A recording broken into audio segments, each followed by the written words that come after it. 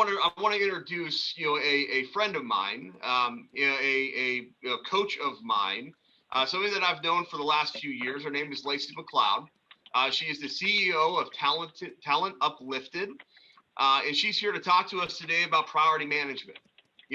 Last month we talked a little bit about marketing, about really establishing a marketing plan and putting all these things together. But sometimes what happens is when we have all these great ideas and plans, unless we prioritize or actually counter it out, it never actually happens. So what a great way to kind of bring this into fruition is let's talk about things that benefited your business in January. And we're going to have Lacey kind of show you a little bit about how to actually execute on your plans moving forward. So Lacey is actually my business coach. I've been working with Lacey now for probably the last, 8-9 months. And I can definitely tell you that it's drastically changed my perspective on a lot of different things by having that non-partial third party to kind of kick you in the butt. It has been pretty awesome. So without further ado, I'm going to pass it off to Lacey and give you the floor. And Lacey, I did open up so you can share if you need to as well. Wonderful. Well, thank you, Elias. And I don't know that I always kick you in the butt, but just sometimes I have to give you the reality check, right? Well, thank you all for having me here today. And I do want to tell you a little story before I get started. Elias first reached out and asked if I could talk about time management. And in fact, Peg, you asked me too if I was talking about time management today. And I was like, no, but I do like to talk about priority management, and there is a difference. And that's what we're going to talk about today. So a couple of things. This is really meant to be a conversation, and you'll find I'm pretty casual. You are perfectly fine coming off mute and interrupting me if you have a question or a comment. Also, if you are typing in the chat, I can't actually see that when I present. So I'm going to ask Elias to watch the chat for me, and he will interrupt me on your behalf if there is a question or a comment, which is completely fine, because the more conversation we have, the more impactful this will be for you specifically. And with that, I'm going to go ahead and share my screen, make sure you all can see the right window here. So let's see if it does it right. You're going to see an email for a second, and then it should pop up and show you. Is it coming? Can you see it now? Not yet. We see an email. Do you see it? Now I have the little thing that says I'm screen sharing. What do you want us to see? You should see a slide that says the truth about priority management. No, we do not. All right, let's try again here. And we'll close the email, see if that helps. Share screen. First slide, which you probably know. Well, let's see what it does here. How about now? Great, that's it. Woohoo! All right. It's always nice when you can get the technology to work. So I mentioned that we are going to be talking about priority management instead of time management. And so we actually have a lot of your big names in business talk about priority management over time management. My favorite is John Maxwell. I'm sure you've heard of him. And he really talks about time management as an oxymoron, right? We can't actually control time. Time is going to keep happening. It's really what we do with our time that matters. And that's where priority management comes in. This is really the answer to maximizing that time so that you're really doing what's important. And we're going to spend a lot of time talking about how you determine what that is, and then how you actually go ahead and start to make behavior changes in your life to start prioritizing better. I will tell you, as somebody who personally is always striving to do better at priority management, it is a journey. You're rarely going to get it 100% perfect, but what you are going to learn is about yourself. You're going to learn how you prioritize. You're going to learn what kinds of things you let get in your way and why. And then you're going to have to go in and learn how to correct that behavior. I'll give you a great example. When I very first started to work on priority management, I realized that I would write, my 2 or 3 priorities for the day, and then I would write underneath it this laundry list of other things I wanted to get done. And it took me about 3 days to realize that I'm really good at doing all of those things that were on my list, but not doing the priorities first. So I had a bad habit of going after low-hanging fruit first all the time. And it actually blocked me from doing what was my priority. So I had to really work through that and get better at going to my priorities first and not just going after the easy, low-hanging fruit, check the box kind of things. So those are the type of things you'll start to see about yourself as you practice better priority management. So here's the truth, right? This presentation is called What is the Truth About Priority Management? Here it is. Only you have to make it a priority to make your priorities a priority. You're the only one who can do it. And so you have to be willing to commit to better priority management in your life. There are systems that will help you. There are tips and tricks, life hacks that will make your life easier. But at the end of the day, if you don't intentionally prioritize and work to prioritize better, none of those tips, tools, and life hacks will help you. They will just be another thing that you're trying to scramble to get done. So today, we're really going to focus on you and how you can make your priorities a priority. All right. So here's where I'm going to spend a little bit of time. So hopefully, many of you have actually read the book, The 7 Habits of Highly Effective People, the classic, right? Stephen R. Covey. I still have my version right here. It's actually from college. I like to keep the used bookstore sticker on it because it is an important book to me. And since then, I've been through many trainings. And here's what's amazing. If you read this book, the entire 3rd habit, number 3 out of all 7, is priority management. But Covey calls it put first things first. But it is basically, how do you prioritize? And one of the things I like to ask myself, I'm going to ask you to ask yourself this right now, is which paradigm do you sit in today? Do you spend most of your time on what's urgent, or do you spend most of your time on what's most important? Go ahead and put in the chat bar, urgent or important. Where do you think right now you're spending the majority of your time? Urgent things or important? Hair on fire, putting out fires all day, that's what's most urgent. And then Elias can tell me what's starting to come through. If we see a pattern or a trend? Where do you spend your time? So I'm getting a lot of urgents. Yeah. Kurt says try to spend it on the important, but some days the urgent takes over. We have a couple of importance. Jones out there with the importance. Okay. Yeah, a little bit of both. Okay. Well, it is really common to spend time on the urgent because guess what? Your priorities that are urgent are also important, but there might not be the most effective. And so let's look at that a little bit deeper.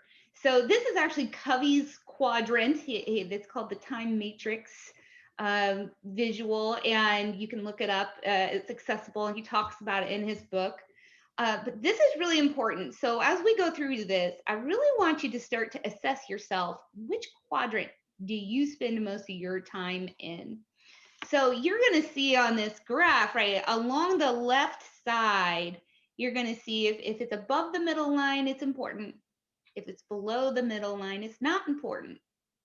That's a very key distinction for you to keep in mind, especially the things that fall in quadrant 3, which is deception, things that feel important, but turns out probably aren't. And then if you look at the crossbar at the top, If it's in the left column, it's urgent. And if it's in the right column, it's not urgent. And to be the most effective at what you do, you actually want to be in that top right-hand corner quadrant number 2. It says quality and personal leadership up there. That is what Covey says is where effectiveness happens. So we know we can't spend all of our time there, but you want the majority of your time to be spent there. So we're going to talk about that in a minute, but let's actually talk about those other 3 quadrants, because these are the things that get in the way of us being effective. So let's start at the bottom. And on the bottom, you'll see quadrant 3 and 4, deception and waste. These are the things that you want to avoid most of the time, or be very cautious if you put these things on your calendar. And so quadrant 3 there, where it's called deception, I really love these. These are things like going to meetings where you have no role. Anybody ever been to a meeting where they're just listening to the meeting and there's absolutely, I see some head nods, there's absolutely no purpose for you being there. Frequent interruptions. I have to say, No, I got it. I'll send it to you soon. This is looking quite a bit different right now, but when we're in person, these interruptions actually add up over time. And most emails, some calls, and then of course, things that are masquerading as urgent when they're not really urgent. And other people can put that feeling of urgency on us, right? So it's up to you to really determine, is this urgent, or does it just look like it's urgent? And I'll give you a really great example. This morning, as I was settling everything and really preparing to jump on this call, I got an email that was like, call me ASAP, right? All capitals. And it's from an executive director that I work with. And I was like, oh my gosh, it felt urgent. And so what did I do? I picked up the phone and I called him when I had really blocked out that time to do something else. And was it really urgent? Absolutely not. He was feeling the urgency. He was feeling like, I need to talk to you. Was there any reason that I couldn't have said, I can call you this afternoon? No. Right? So that's a great example of where I allowed something that had the deception of being urgent take over my other priorities. These things happen all the time. And this is why you have to kind of go back and reassess and watch for things. And it was a good lesson learned for me about this person that I work with, right? He's gonna project urgency on me, and I have to stop and say, is it truly urgent? Only I can decide if it's urgent for me to use my time. So those are some examples of what falls into quadrant 3. It's not important, but yet it feels urgent. The quadrant 4 is waste. All right, waste. I don't know if we have anybody here who is Lean Six Sigma certified, into lean practices, but man, waste is the stuff that is just not important, not urgent. These are the things that you want to avoid and minimize. My favorite thing on this list, if you look at these, this is when you find yourself scrolling on your phone, right? I'm not really listening. Or again, working through emails you don't really need to, but busy work. Anybody raise your hand? Anybody confess to easily being distracted by busy work? Right? Busy work. It's not important. It's not urgent. Now, if it is something that needs to be done, I'd love somebody to come off mute. It's not important for you and not urgent for you, but yet it still needs to be done. What do you think you should do? Delegate. Delegate is a great thing that you could do. Let's say you're a solopreneur like me. You can't delegate it off. Then what do? You don't have anybody to give it to. Ask Elias. Well, he tells me no all the time. Prioritize. That's right. When do I need to get that busy work done? When do I need to get it done? Maybe I don't need to get it done right away. I might have to build in time, maybe on my Friday afternoons or something, to get that done. So delegate and prioritize if you feel like, yeah, I know it's not important, it's not urgent, but it still needs to be done. at some point. So those are the things, and we're going to talk about in our steps of like, so what do I actually do to be a better prioritizer? Start thinking about the things that you have that go on the list, because we're going to start to work on those. Now, if we go above that middle line and we look at quadrant number 1, it's important and it's urgent. These are the fires that we put out at work, right? Crises, deadlines. There are true emergencies that actually fall into this category, whether it be a medical emergency, a safety issue, right? Something that might just come up last minute that we have to manage. And that is the key word there. You have to be able to manage these. They're urgent and important, but they shouldn't take up all your time. So I'll tell you right now, if you spend most of your time handling urgent issues, there are some underlying problems. We should not be firefighting all day long. There are some underlying problems that those are what should be prioritized instead of the fires. At some point, you might have to let the fires burn to get out of that hole, but you're going to have to start looking at what's the root cause? Why am I really managing fires all day? Could be employee driven, right? Could be process driven. There's a number of things that you can look at, but then your priority really needs to be getting to the root of all those crises. So that's important and urgent. That's probably maybe the second most common thing you're going to deal with, but it shouldn't be the first. The first thing that we should really be focusing on here is this quadrant number 2. And these are your important but not urgent, because they are actually your values-based, results-based activities. They are the deep thinking work that actually carries you and your business forward, right? And so the things, these are planning and preparation. Values clarification, I love that one, because this often is conversation, and it needs to be, it's crucial conversation. It's really defining your culture, your values, people's behaviors, and working with them on those things. It's the empowering of others. And that's important, because that empowerment of others is actually what can help you to minimize things that are happening in other quadrants that you find yourself doing. Relationship building, and of course, true recreation, because outside of business, you do have to have rest and relaxation, or you will get burnt out. We have plenty of research in the world saying if you don't take the time to take care of yourself and relax, that you will get burnt out, and burnout means none of this is going to happen. So that's just basically how Covey says you have to start to look at your time and then your priorities. So I'm going to pause here and see what kind of questions you have about this quadrant.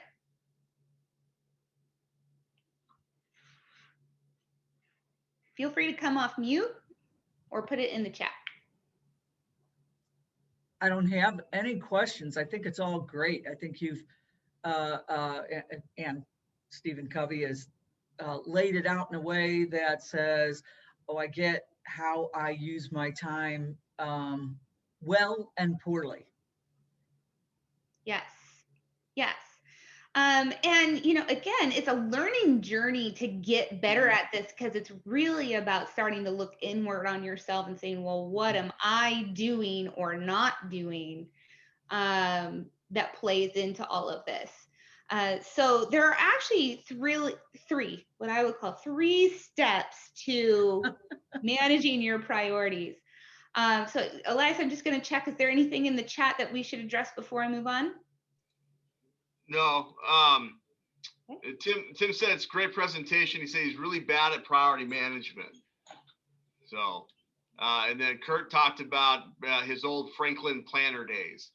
Oh, we're going to talk about planners again, except for I don't actually use Franklin Covey's planner. I use a different system I'm going to share with you. But yes, that's a tool. Tools are really important. And so first of all, I am proud of you all who say I'm bad at prioritizing, because the first step is awareness, right? I've got a problem. I've got to get better. What I'm going to ask you to do is to commit to getting just a little bit better. And I got 3 easy steps for you to follow where you can, before you leave work today, be on the road to better priority management. All right, so let's talk about those 3 steps. Number 1, eliminate the unimportant. This was the bottom part of that quadrant.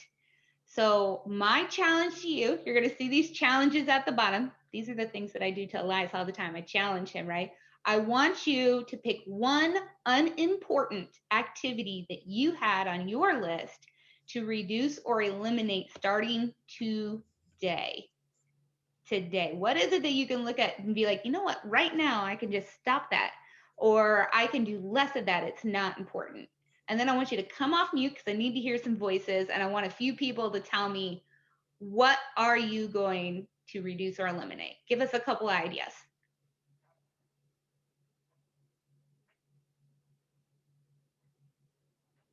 Letting emails as they come in take over. Yes. Time blocking your emails is a great tool. I'm going to check emails at this time and this time, and I'm not going to sit there and quit what I'm doing every time a new one comes in. That is a great one. Was that Terry? Did I think Terry? Thank you for sharing. What's another one? I had been spending way too much time trying to research a new marketing method for us. So I met with someone today just to outsource it all. Good for you. Outsourcing. That's a great option. Let's take one more.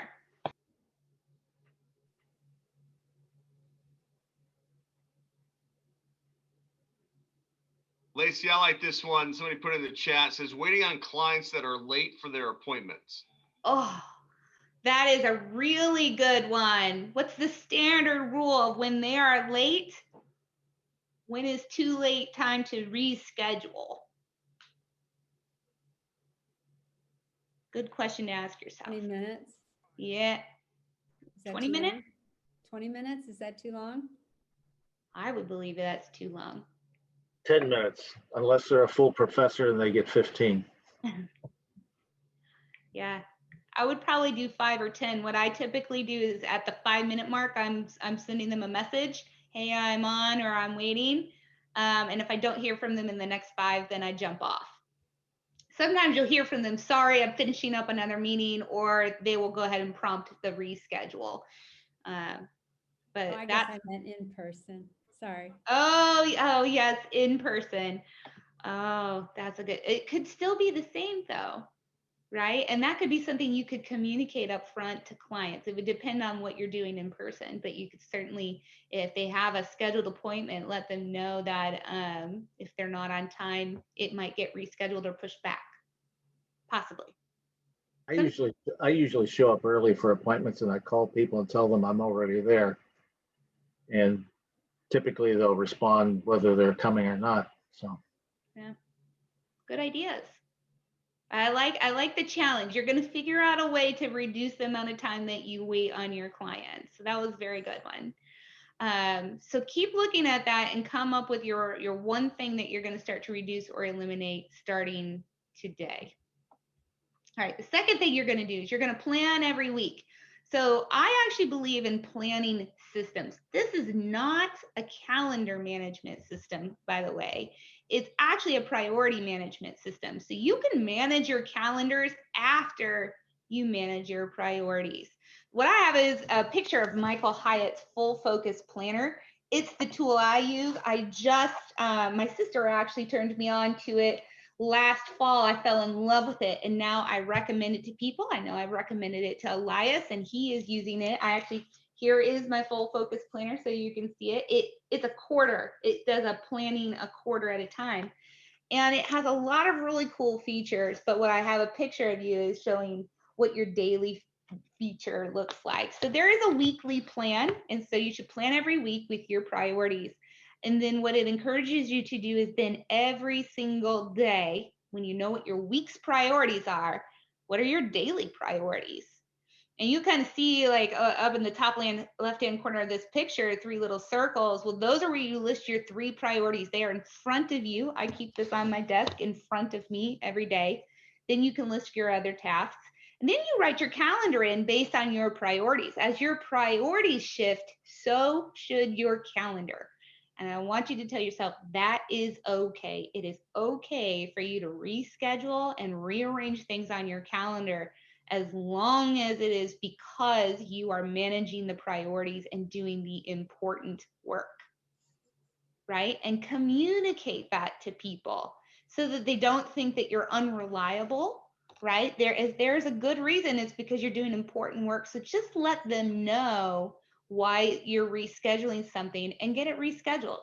So this is really, really important. I will say this practice of planning every single week, and then this planner has you plan every single day, has been my biggest life-changing tool as I have journeyed through better priority management as well. It is a system, it's built for you, and when you use it, it is effective. You will learn about yourself. This is the tool I used when I learned very quickly that I do all the other tasks and not my priority items. That was the very first thing. It took me 3 days of using this book to see that poor behavior. Now, as I work on that, like a second behavior I looked at, that I would often write priorities that were too big, too nebulous.